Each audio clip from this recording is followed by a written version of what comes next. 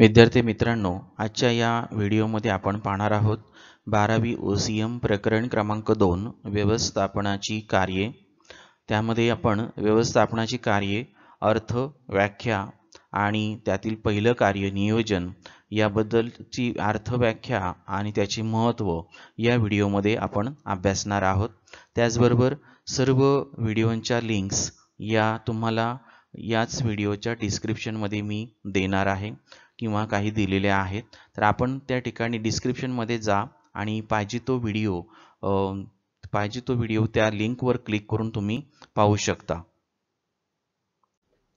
विद्यार्थी मित्रांनो, 12वी OCM प्रकरण क्रमांक 2 व्यवस्थापनाची कार्ये। व्यवस्थापनाची जी विविध कार्ये आहेत ती या आपल्या दुसऱ्या प्रकरणामध्ये आपल्याला अभ्यासासाठी दिलेली आहे। तर या प्रत्येक कार्याचा आपण स्वतंत्रपणे अभ्यास करूया। तर या कार्यांमध्ये नियोजन करणे, संघटन करणे, कर्मचारी व्यवस्थापन, निर्देशन, समन्वय, नियंत्रण आणि या सर्व कार्यांचं अर्थ आणि महत्त्व, तुलनात्मक विश्लेषण याचा संपूर्ण अभ्यास आपण या प्रकरणामध्ये करणार आहोत। तर व्यवस्थापन म्हणजे काय आणि व्यवस्थापनाची तत्वे याबद्दलची माहिती आपण पहिल्या प्रकरणामध्ये अभ्यासली आहे। त्यामध्ये आपल्याला अनेक तत्वांची माहिती त्या ठिकाणी झालेली आहे आणि ही सर्व तत्वे आणि सर्व ज्ञान किंवा अभ्यास करून व्यवस्थापक आपली कामे अतिशय चोखपणे पार पाडत असतो आणि त्याचबरोबर व्यवसायाला, व्यवस्थापनाला, त्याचबरोबर संघटनेला, मालकाला चांगल्या प्रकारचं यश त्या ठिकाणी तो प्राप्त करून देत असतो। तर थोडक्यात काय की आपण मागील वर्षी पाहिलं, एकत्र हिंदू कुटुंब व्यवसाय संस्थेमध्ये कर्ता हा सर्व काही जबाबदारी त्या ठिकाणी पेलत असतो। सर्व काही कामं कशी करायची त्याची उद्दिष्ट ठरवतो, त्याचबरोबर ते काम पूर्ण करण्यासाठी, उद्दिष्ट पूर्ण करण्यासाठी त्या ठिकाणी कामाचं नियोजन करतो। इतर सदस्यांना त्या ठिकाणी तो मदतीला घेतो आणि मदतीला घेऊन आपापली व्यवसायाची जी ध्येय आहेत, उद्दिष्ट आहेत ती पूर्ण करण्यासाठी केलेल्या नियोजनाप्रमाणे त्या ठिकाणी कृती करतो, निर्देशन करतो, आपल्या सदस्यांना मार्गदर्शन करतो, एकमेकांशी समन्वय ठेवून प्रत्येक जण काम व्यवस्थित करतो की नाही याकडेही तो लक्ष ठेवतो। नियंत्रण करणे हेही काम त्याच्याकडेच असते। त्यामुळं या सर्व बाबींवर अशा प्रकारे तो मदतीने नियंत्रण ठेवतो आणि इतरांच्या मदतीने आपलं ठरवलेलं उद्दिष्ट पूर्ण करतो। प्रत्येक काम कोणतं करायचं आहे हे जेव्हा तो ठरवतो आणि इतरांकडून पूर्ण करून घेतो तर अशा सर्व कामांनाच व्यवस्थापन असे म्हटले जाते। आणि हे व्यवसायाचे नियोजन, यश हे नियोजनावरती, प्रभावी अंमलबजावणीवरती, कार्यक्षम व्यवस्थापनावरती हे यश अवलंबून असते।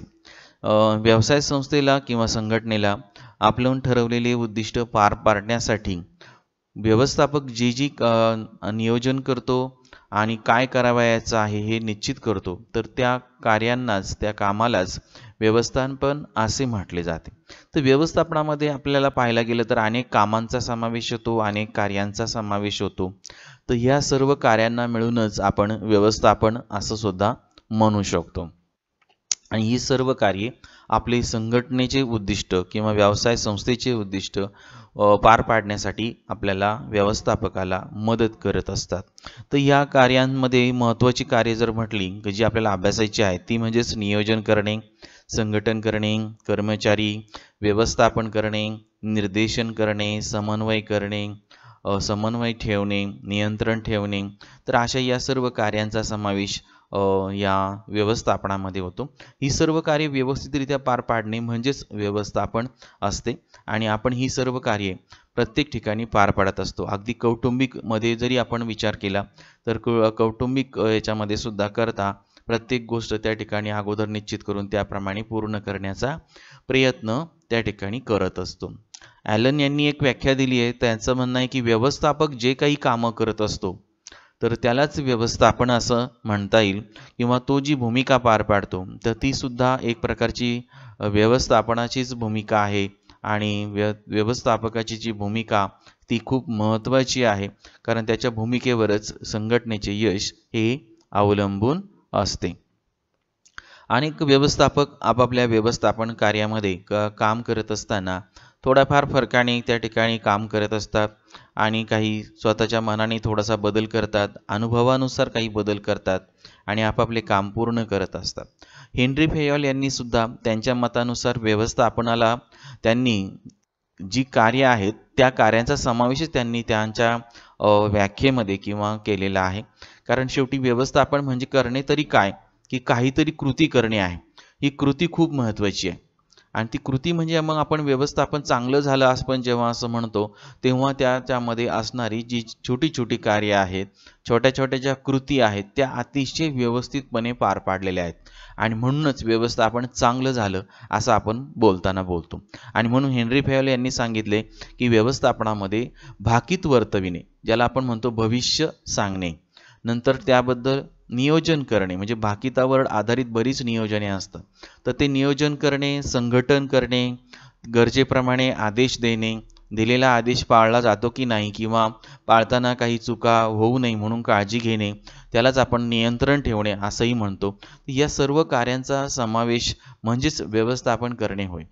ही सर्व कार्ये पार पाडणे म्हणजेच व्यवस्थापन करणे होय, असं फेयॉल यांचं मत आहे. लुथर गुलिक हे एक व्यवस्थापन तज्ज्ञ आहे. त्यांनी त्यांच्या व्यवस्थापनामध्ये अर्थ सांगताना किंवा व्याख्या सांगताना 8 कार्यांचा समावेश केला आहे.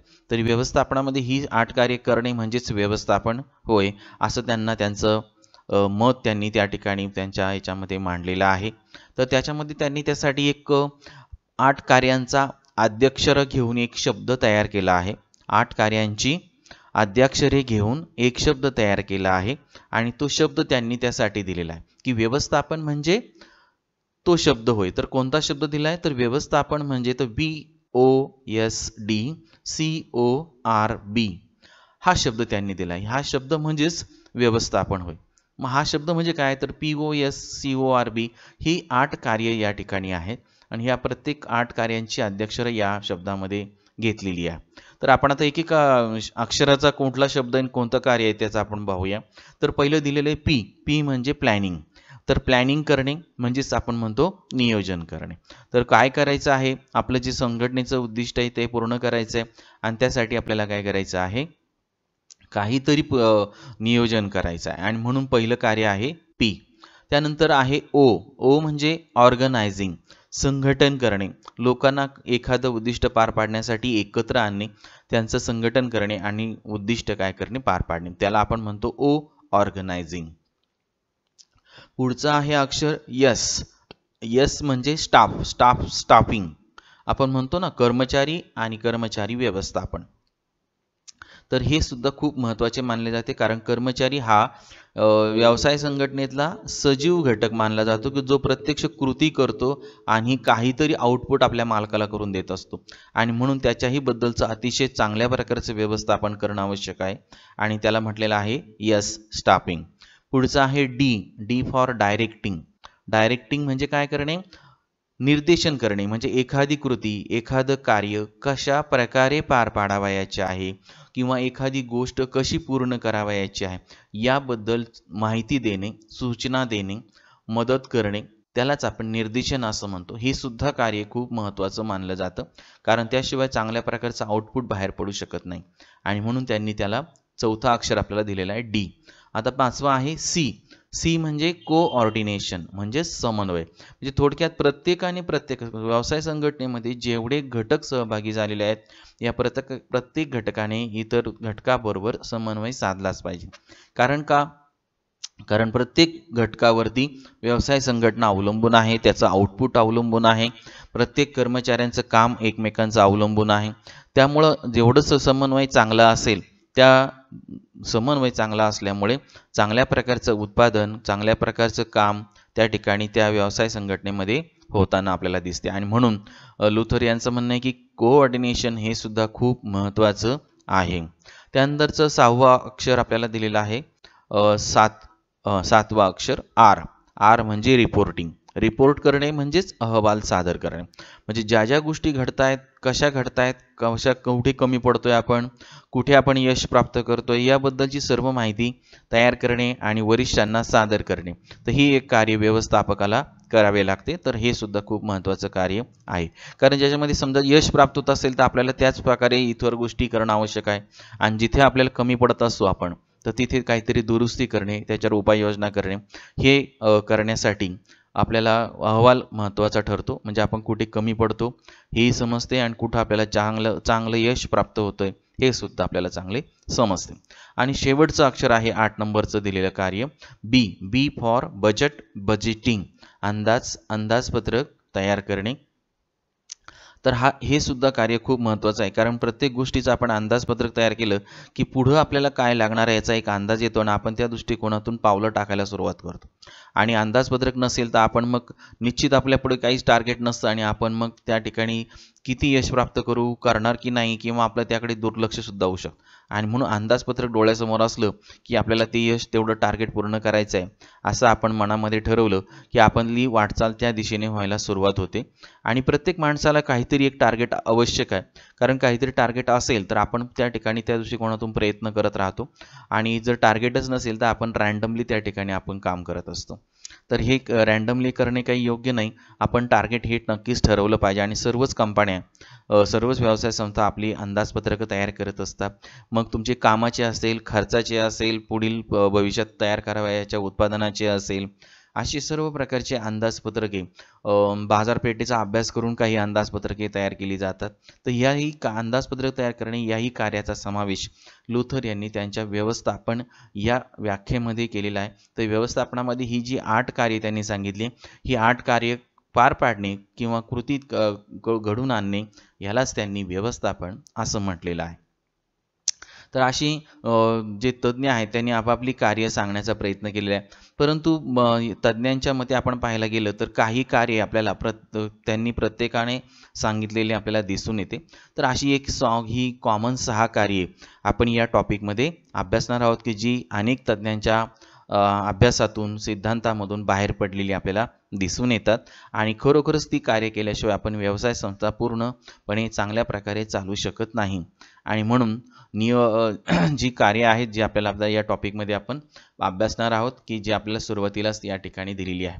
तर नियोजन ते नियंत्रण अशी 6 कार्ये आपल्याला सविस्तरपणे आपल्याला अभ्यासायची आहेत. तर पहिलंच आपल्याला कार्य दिलेलं आहे नियोजन, प्लॅनिंग. कारण कोणतंही काम पूर्ण करायचं असेल तर आपल्याला नियोजन करावेच लागते.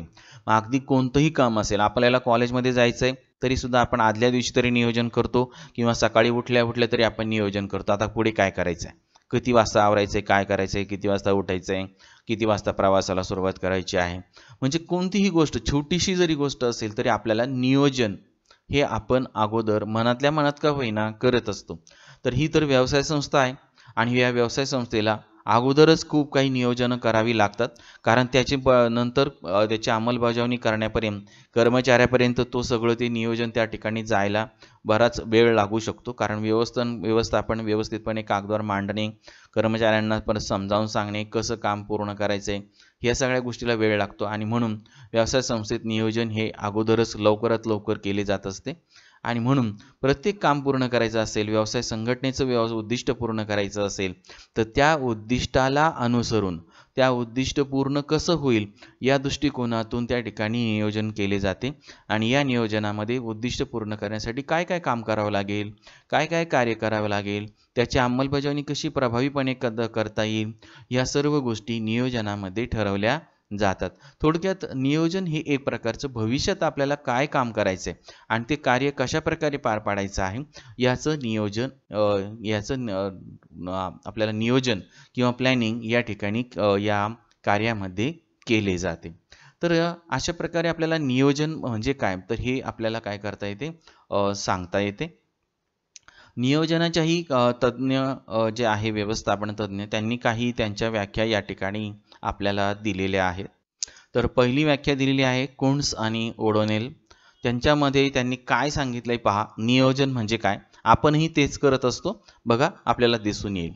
कोणते काम करावयाचे आहे, कसे करावयाचे आहे, केव्हा करावयाचे आहे, व कोणी करावयाचे आहे हे अगोदरच निश्चित करणे म्हणजे नियोजन होय. अगदी बरोबर त्यांनी त्यांच्या शब्दामध्ये सांगितले, जे आपण आजपर्यंत प्रत्येक गोष्ट करत असताना करत असतो. कोणतं काम करायचं हे आपण नक्की ठरवतो, बरोबर? सर्वजण ठरवतात. कसं करायचंय, मग काम ठरवलं की ते कसं करायचं हा पुढचा प्रश्न असतो. तेही आपण मग कसं करायचं याचा अभ्यास करून ते कसं पूर्ण होईल या दृष्टिकोन अभ्यास करतो आणि ते ठरवतो. त्यानंतर केव्हा करायचंय, सकाळ, दुपार, संध्याकाळ वगैरे आपल्याला अभ्यास करायचा आहे.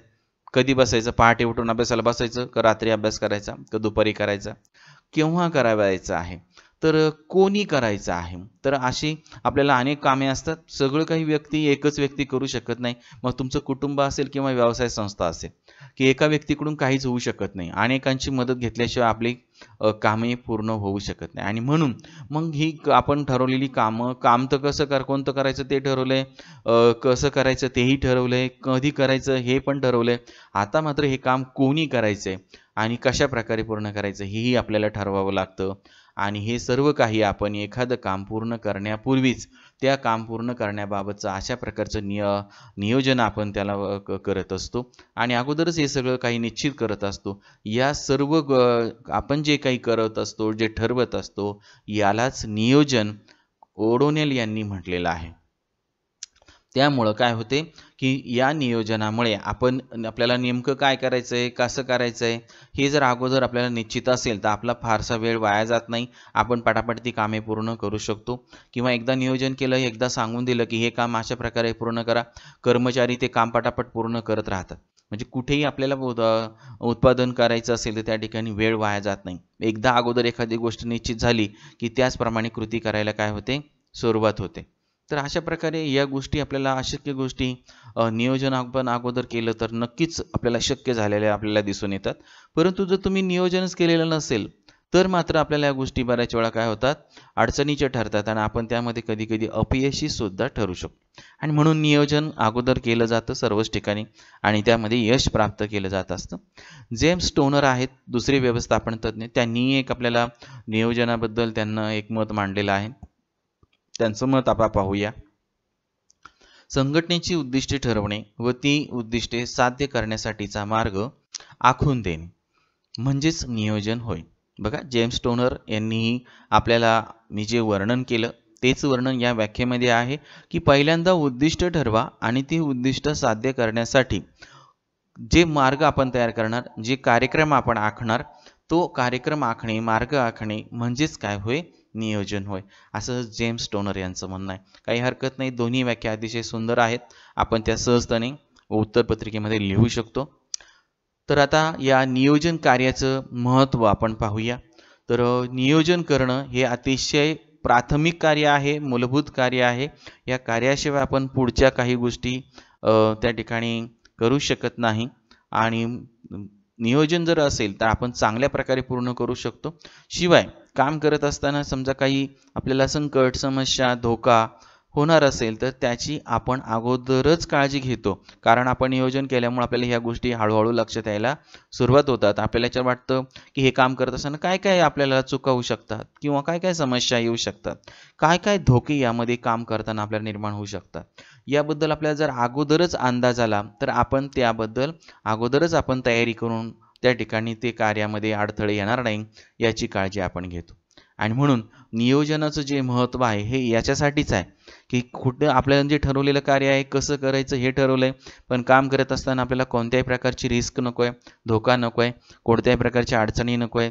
आणि म्हणून हे नियोजनाचं महत्त्व खूप आपल्याला असलेले काय होते, दिसून येते. तर हे जे महत्त्व आहे हे आपण खालील मुद्द्यांवरून परत एकदा आपण अभ्यासूया की या मुद्द्यांवरून आपल्याला नियोजनाचे महत्त्व अधिक असलेले आपल्याला लक्षात येईल. पहिलं दिलेलं आहे की स्पष्ट उद्दिष्टे निर्धारित करण्यास मदत करते. अगदी बरोबर आहे की या पॉईंटनुसार जर आपण सांगायचं ठरवलं की नियोजन हे ध्येय आणि उद्दिष्ट ठरवणं, ती साध्य करणं, ते साध्य करण्यासाठी योजना तयार करणं, हे सगळं काही व्यवस्थापकाला त्याच्या संघटनेच्या सद्य परिस्थितीचं विश्लेषण करून त्या आधारे भविष्यात इच्छित आपल्याला जो मार्ग प्राप्त करायचा आहे, जे यश प्राप्त करायचं आहे ते ठरवण्यासाठी, ओळखण्यासाठी हे काय करत असते, मदत करत असते. दिशा दर्शविते. नियोजन काय करतं, दिशा दर्शवितं. म्हणजे आपल्याला कोणतं जे संस्थेचं, संघटनेचं ध्येय आहे, उद्दिष्ट आहे ते जर पूर्ण करण्यासाठी आपल्याला काय करायचं आहे, कसं करायचं आहे याची दिशा दाखवण्याचं काम हे नियोजन करत असते आणि आपण ते काम मग कमी वेळेमध्ये चांगल्या मार्गाने त्या ठिकाणी पूर्ण करू शकतो. त्याचबरोबर कामगारांना काही अडचणी आल्या की आपण त्यांना पण कसं पूर्ण करायचं याचंही मार्गदर्शन आपण त्यांना करू शकतो. त्यांना प्रशिक्षणसुद्धा देऊ शकतो आणि आपल्याला काय साध्य करायचं आहे, संघटनेला काय उद्दिष्ट ठेवलेलं आहे हे सुद्धा आपण कर्मचाऱ्यांसमोर मांडलं की ते सुद्धा त्यामध्ये काम पूर्ण करायला आणि कसं करायचं हे समजून घ्यायला सुद्धा तयार होतात. तर अशा प्रकारे नियोजनाचा आपल्याला उपयोग दिशा मिळण्यासाठी, कामाची दिशा पूर्ण करण्याच्या जी दिशा आहे ती मिळण्यासाठी आपल्याला मदत होते. त्याचबरोबर तिसरा मुद्दा आहे कार्यक्षमतेत वाढ. बघा, नियोजन केलेलं नसेल तर कार्यक्षमता आपल्याला वाढताना दिसत नाही. आपण रँडमली काम करतो, केलं तर केलं, झालं तर झालं, अशा प्रकारे आपलं काम त्या ठिकाणी असतं. परंतु कार्यक्षमतेमध्ये उद्दिष्ट निश्चित आहे, काय काम करायचं आहे, कसं करायचं हे आपण सगळं मार्ग किंवा कार्यक्रम आखून ठेवला. आता फक्त त्याप्रमाणे कृती करायची बाकी आहे. म्हणून कर्मचाऱ्यांची मग कृतीमध्ये सुरुवात केल्यानंतर हळूहळू कृतीमध्ये त्या ठिकाणी गती वाढते, काम वाढते आणि त्यांची इफिशियन्सी, कार्यक्षमता वाढलेली आपल्याला दिसून येते. आणि म्हणून नियोजन काय आहे, महत्त्वाचं आहे. चौथा मुद्दा दिला आहे की जोखीम कमी करते. बरोबर आहे. जर आपण नियोजन केलेलं असेल तर आपल्याला जी संस्थेची उद्दिष्टे पार पाडायची आहेत आणि त्याच्यामध्ये जे आपल्याला भविष्यामध्ये अडीअडचणी, समस्या, अडथळे येणार आहेत याबद्दल आपण जर अगोदरच माहिती घेतलेली असेल आणि त्यावर उपाययोजना आपण अगोदरच शोधून ठेवलेल्या असेल तर नियोजनामुळे खरोखरच आपल्याला जोखीम कमी करता येते. म्हणजेच नियोजन हे खूप महत्त्वाचे आहे असं आपल्याला या ठिकाणी लक्षात येते. पाचवा मुद्दा आहे उपलब्ध संसाधनांचा पर्याप्त वापर. थोडक्यात नियोजन करत असताना बऱ्याच वेळा आपल्याला बऱ्याच गोष्टी आपल्याकडे काही असतात, कधी नसतात, काही कमी प्रमाणात असतात. ह्या सर्वांची ॲडजस्टमेंट करून आपल्याला व्यवस्थापन करावे लागते आणि म्हणून नियोजनामुळे आपण अगोदर सगळं काही ठरवून त्या ठिकाणी कृती करत असतो आणि म्हणून उपलब्ध साधने जेवढी आहेत त्याचा पर्याप्त वापर करून आपले उद्दिष्ट आपण पार पाडत असतो. इथेही आपल्याला नियोजनाचा मदत झालेली आपल्याला काय होते, दिसून येते. त्यानंतरचा पॉईंट आहे 6वा, निर्णय घेण्यास मदत करते. तर इथे आपल्याला क्षणोक्षणी निर्णय घ्यावे लागतात आणि जर आपण नियोजन केलेलं असेल तर आपल्याला निर्णय घेताना आपल्याला अचानक निर्णय घेण्याची वेळ येत नाही, कारण बऱ्यापैकी आपण नियोजन अगोदरच केलेलं असतं आणि म्हणून अगदी सहजतेने आपण निर्णय त्या ठिकाणी घेऊ शकतो. बदलण्याची वेळ आली निर्णयात तर त्यामध्ये बदलसुद्धा आपण करू शकतो. तर थोडक्यात निर्णय घेण्यासाठी सुद्धा व्यवस्थापन आपल्याला मदत करते. यावरनं नियोजनाचे महत्त्व आपल्या काय होते, लक्षात येते. 7वा पॉईंट आहे नियंत्रणासाठी मानके ठरविण्यास उपयुक्त. तर संघटनेची उद्दिष्टे पार पाडण्यासाठी आपण नियोजन करतो, कोणतं कार्य कसं पार पाडायचं आहे ते ठरवतो. कार्य पाडत असताना कर्मचाऱ्यांना आपण मार्गदर्शन आणि सूचनाही देत असतो आणि त्यांच्यावरती लक्ष ठेवत असतो. काळजीपूर्वक आणि व्यवस्थित काम झालं पाहिजे, त्यामध्ये कामाचं आउटपुट निघालं पाहिजे. कर्मचाऱ्यांना काम करताना सोपं, सुटसुटीत आणि चांगल्या प्रकारे त्यांना काम करता आलं पाहिजे, कोणताही त्यांना त्रास होता सुद्धा कामा नये. या दृष्टिकोनातून आपल्याला खूप काळजी घ्यावी लागते. त्यालाच आपण म्हणतो की नियंत्रण ठेवावं लागतं. काम करत असताना नियंत्रण ठेवलं की त्या ठिकाणी कर्मचारी व्यवस्थितपणे काम करतो का नाही याकडे आपल्याला लक्ष देता येते आणि आपल्याला चुकत असेल तर मार्गदर्शन करून आपल्याला चूक दुरुस्तही करता येते. तर अशा प्रकारे नियंत्रण आणि त्याची मानके त्या ठिकाणी निश्चित केली जातात आणि योग्य असं नियोजन त्यासाठी केलं जातं आणि म्हणून नियोजनाचं महत्त्व हे आपल्याला त्या ठिकाणी लक्षात येतं की या नियोजनामुळे आपण अतिशय काम हे व्यवस्थितपणे शिस्तबद्ध पद्धतीने पूर्ण करून घेऊ शकतो. 6वा मुद्दा आहे सर्व कार्यांचा समन्वय साधणे. समन्वय ही खूप मोठी गोष्ट आणि अतिशय महत्त्वाची गोष्ट आहे. समन्वय असल्याशिवाय आपण चांगल्या प्रकारचे कोणतंही यश प्राप्त करू शकत नाही आणि नियोजनामुळे या सर्व कार्यांमध्ये समन्वय त्या ठिकाणी साधणं काय होतं, शक्य होतं. परिणामी व्यवसाय संघटनेतील सर्वच घटक एकमेकांशी त्या ठिकाणी निगडीत असतात, एकमेकांशी समन्वय साधतात. परिणामी एकमेकांच्या समस्या, कार्य कशी पार पाडली, कधीकधी एकमेकांनी चांगल्या प्रकारे कार्य पार पाडलं तर त्याचा उपयोग इतर कर्मचाऱ्यांनाही पार पाडताना होतो. तर अशा प्रकारे समन्वय हे ठेवणे आणि सातत्याने ठेवणे हे सुद्धा खूप महत्त्वाचे आहे.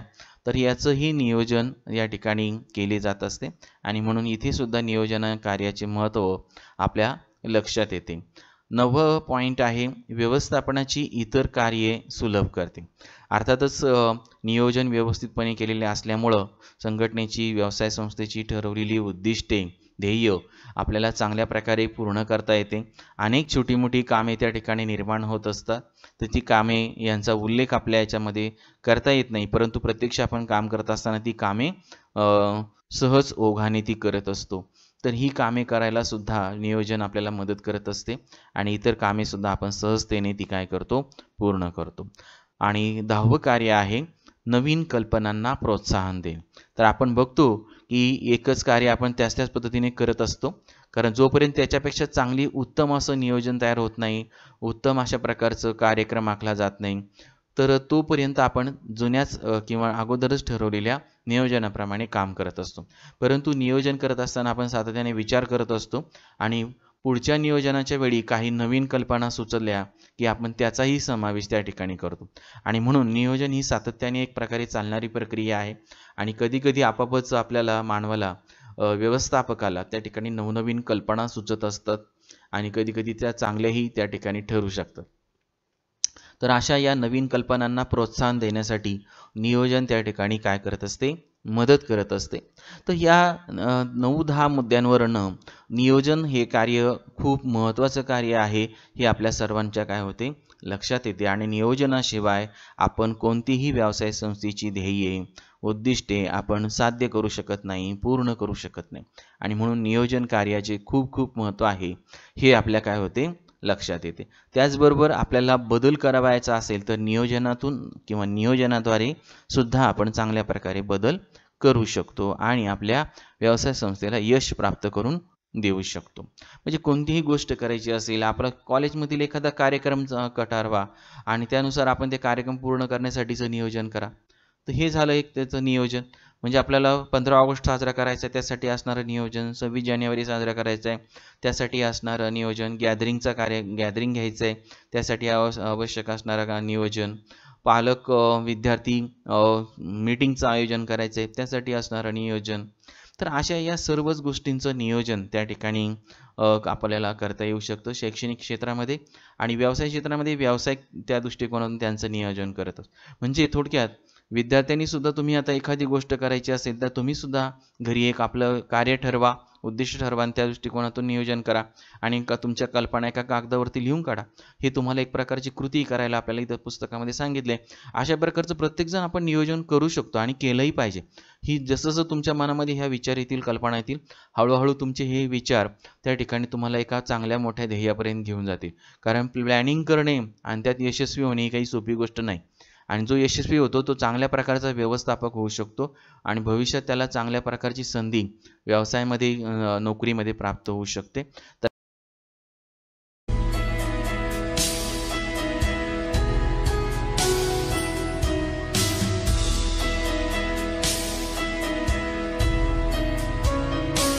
Thanks for watching my video.